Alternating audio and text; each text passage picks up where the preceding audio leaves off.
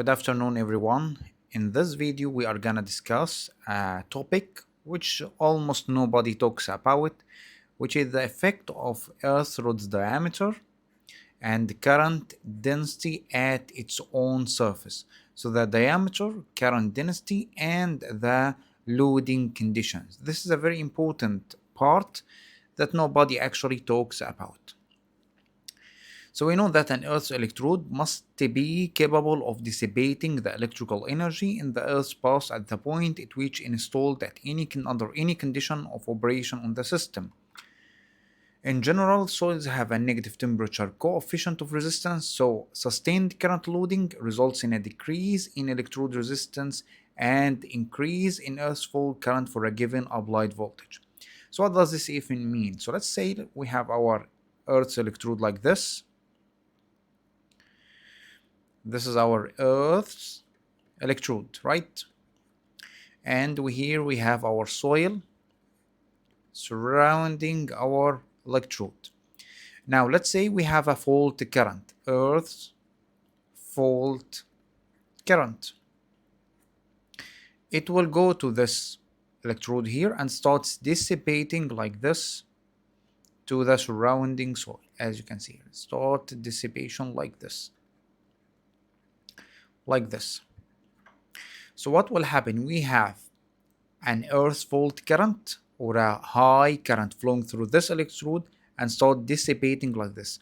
Since this current flows inside our soil, or the electrode dissipates electrical current, you will find that due to the flow of this electrical current, the temperature of soil will start to increase. So since the temperature of soil starts to increase, we said before the soil itself has a negative temperature coefficient of resistance or resistivity. What does this mean? It means that as temperature goes up, the resistivity of soil will start to go down. Which means that when the resistivity of soil goes down, the resistance also of the earthing system will start also to go down, leading to higher fault current. Okay, so let's see this. So we have, as you can see, as temperature increases, the resistivity of soil decreases and the resistance of the earthing system starts to go down. This is started by what? By the dissipation of electrical energy using our Earth's electrode. So why would we care about this? Well, if the temperature due to the flow of Earth's fault current through our electrode, if the temperature starts to go so much high so that the moisture in soil starts to evaporate, so the moisture content will start to go down. And we said that when moisture starts to go down, resistivity starts to go up. Now, if the soil becomes dry, completely dry, then resistivity will go to almost infinity, very, very large value, and leading to the resistance to becoming very, very high, which will affect, of course, our underground system, and we may not be able to. It can affect, of course, the operation of our earthing devices. So here we can see that Earth's electrode dissipates electrical energy or current, leading to rise in temperature of soil. And if the temperature rises so much, then it will lead to moisture getting away from soil and leading to very high resistance. That's why the British standards tells you that you have to measure or use a factor called current density at the surface. So we have our electrode like this. So our electrode, vertical electrode for example, can be represented as a cylinder, as you can see here, with a certain height h, with a certain radius r, h and r. Now, how does the current goes out? So the current goes like this and starts dissipating from the surface. So what we care about is area of the surface. So the area of the surface is simply 2 pi RH, representing this outer part, outer cylinder surface area. 2 pi r square is the surface area of the upper part, this part here, and the surface area of this circle here. So these two are this part, and this one is the rest of the cylinder. Okay, now let's look at how the current dissipates. So we have current entering like this, then starts dissipating from the surface area like this, and also from down here. Now, as we know that the radius or the diameter of our rod is pretty small. D is pretty small, 3/4 inch, for example, or half or 5/8, whatever it is, very small value in meters. So what you will find is that number one, that this surface area of these two is pretty small compared to the outer surface area here. So what does this mean? It means that this part can be neglected, almost useless. The most significant part or all of our area is concentrated, or surface area concentrated here for this cylindrical part only. This is number one. Number two, you will find that the current entering here, this upper circle, this one, has no effect on dissipation of current. No effect. Only this lower one, but also it has a very small value, r square, small value in meters, and square, meaning that this term pretty small. So in the end, we consider that the area, that surface area, outer surface area of our rod, considered to be 2 pi RH, 2 pi RH, or 2r, which is d, so pi dh, where h is the length of our rod, so pi dl or pi dh. Okay, so the British standard tells you that due to this heat energy, we should not have very large current density. Why? Because very high current density can lead to evaporation of water or removal of moisture, and leading to very high resistance. So it tells you that we have to consider three conditions of operation. One, long duration loading, as with normal system operation. Short time overloading, like fault conditions, and long time overloading. So what you will find, the British standard talks about long duration loading and short time overloading. These two, this one which I'm gonna discuss right now, and this one which will be discussed in the next slide. So it tells you that long duration loading, due to what? Due to normal unbalanced condition of the system, the unbalance between the three phases, due to unbalanced loads, which is the normal condition. We have the three phase and the neutral light. So we have A, B, C, and we have neutral. We will consider the PEN condition, and I'm gonna tell you why right now. So we know that the unbalanced current between these three will flow back through the neutral and back to the three phase supply like this. Okay. Now it tells you that due to unbalanced condition, which will not lead to failure of Earth's electrodes, the current density at the electrode surface J should not exceed 40 amperes per meter. What is J? J is simply equal to current divided by area or surface area. So what does this mean? It means that the unbalanced current divided by the surface area of our electrode, which is the one dissipates this electrical energy. This ratio should not exceed 40 amperes. This is what the code says. Now the question is, why would our unbalanced current flow through the electrode? So we know that we have three phase and the neutral. For example, here we are discussing the PEN as it will make this point clear. So the unbalanced current returns back like this through the supply, right? Now in PN, we are always afraid of what?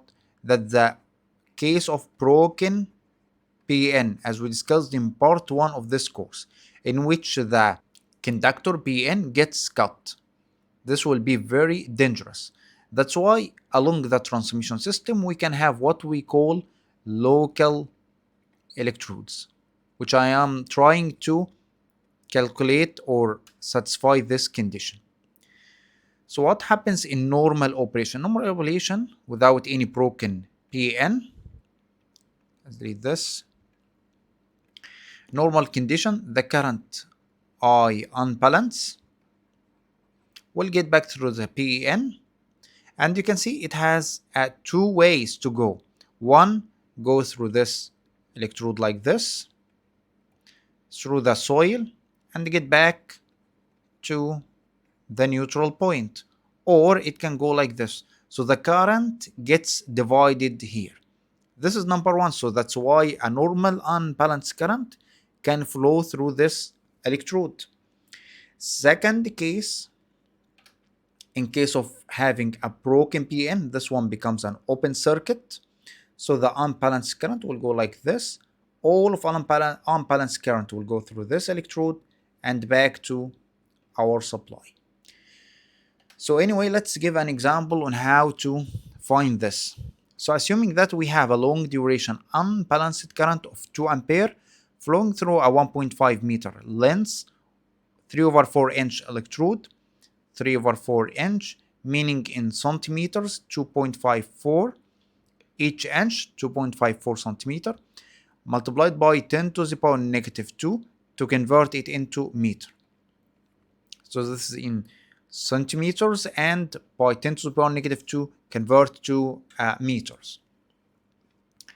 So let's apply J equal to I over A. I, unbalanced current, 2 amperes, area which is pi dl, this mathematical equation, pi, the diameter which is 3/4, 2.54 multiplied by 10 to the power negative 2, this part here, multiplied by length which is 1.5. By doing this, you will find that we have 22.28 ampere per meter square, which satisfies our condition.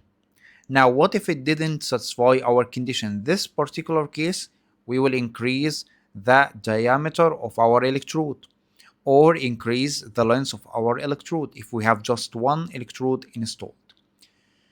Now the next case, which is the short circuit or short time overload or the short circuit condition. It tells you that the short time overload or time of failure is inversely proportional to the specific loading or J square rho. So what does this mean? It means that the time is inversely proportional to 1/J square rho. So this means that as the duration of fault increase, the J must be lower. This is what it means. If we have a longer duration of a short circuit, it means that our electrodes must have a very small current density in order to prevent high rise in temperature. This is what the equation means. So if you, it says T inversely proportional to J square rho, like this. So T can be equal to constant multiplied by 1/J square rho. Let's take J to the other side. So J square equal to a certain constant, like this, T multiplied by rho. So J will be equal to square root of 1/T rho multiplied by a certain constant. So this is what you will find in the British standard. Here you can see all of this is just a constant and root 1/rho T as seen here. Anyway, this is just a quick proof for it. So what does this mean? As fault duration increase, T, duration of the Earth's fault, we have to have a less J. So more time, because we have a fault current flowing through Earth. the more time it takes, it will lead to higher dissipation of energy. Why? Because we know that I square R, which is B dissipated through a resistance. Now, if we need energy dissipated, it will be I square R multiplied by T. So more time, more energy dissipated, leading to more moisture to be gone, or temperature will start rising in our soil. So if we have higher T, we have to make the energy dissipation less. How can we do this? By making J lower. So how can we actually, how do we get J here? So we have, this is the maximum permissible J. So our J calculated for our system must be less than this particular value. Now J calculated in our system is equal to I, which is the fault current, not the unbalanced current in this case, fault current, divided by area. However, you have to be careful. It is not the area of one electrode. It is the total surface area of all of our electrodes. Now, why is this? Because if you look at this, we have a system like this. In the previous slide, we have one local earth electrode. However, in a system like this one, like this, we can have multiple earth electrode like this. These are connected together like this. So we have 1, 2, 3. So when the current, fault current, I fault, goes like this, it doesn't go through one. Part of it will go through one electrode, another electrode, another electrode, another electrode. It gets divided between these four. So our area here will be 4 multiplied by area of one electrode. So we look at the total surface area of all of our electrodes and put it in this mathematical equation.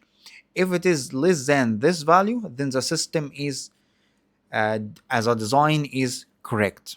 So in this video, we discussed the current density effect on the short time overload and long time overloading, or long time loading in case of the unbalance.